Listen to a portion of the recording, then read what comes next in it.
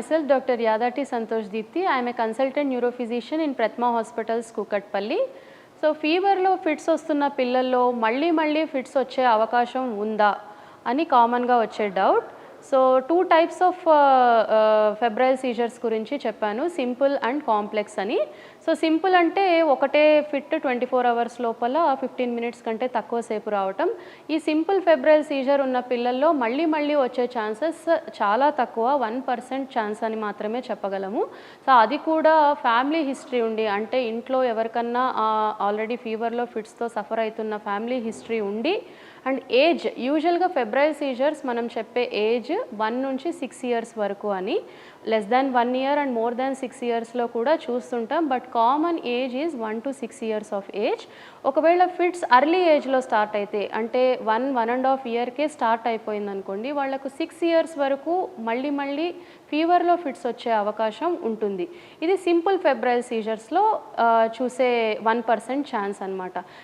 వాళ్ళు ఫ్యూచర్లో ఎప్పటికీ ఎపిలెప్టిక్ అయిపోతారు అన్న టెండెన్సీ సింపుల్ ఫెబ్రైల్ సీజర్లో చాలా తక్కువగా ఉంటుంది. And complex febrile seizure, complex అంటే మోర్ దాన్ 1 ఫిట్ రావడం 24 అవర్స్లో, అండ్ ఒక సైడ్ ఆఫ్ ద బాడీలో ఎక్కువ ఫిట్ రావటం, మొత్తం కాకుండా ఒక సైడ్ ఆఫ్ ద బాడీలో రావటం, అండ్ ప్రొలాంగ్డ్గా రావటం, మోర్ దాన్ 15 మినిట్స్ రావడాన్ని కాంప్లెక్స్ అంటాము.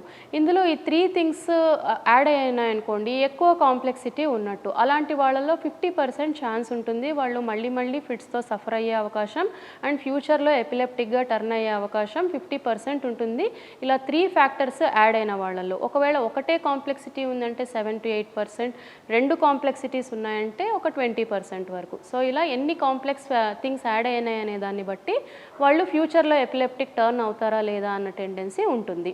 Other thing, family history and age కాకుండా ఇంకా వేరే అదర్ థింగ్స్ ఏముంటుంది నెక్స్ట్ మళ్ళీ కూడా ఫిట్స్ వచ్చే అవకాశం అన్నదానికి టెంపరేచర్ మామూలుగా 100 కంటే ఎక్కువ ఉంటే టెంపరేచర్ ఫిట్స్ వచ్చే అవకాశం ఉంటుంది. కొంతమందికి టెంపరేచర్ 99, 100 కంటే తక్కువ ఉన్నా కూడా బట్ ఫీవర్ ఉంటుంది, బట్ హై ఫీవర్స్ కాకుండా అందులో ఆ టెంపరేచర్కే ఫిట్స్ వచ్చిందనుకోండి వాళ్లకు కొంచెం టెండెన్సీ ఎక్కువ ఉంటుంది, తరచూ ఫిట్స్ ఫీవర్లో వచ్చే అవకాశం.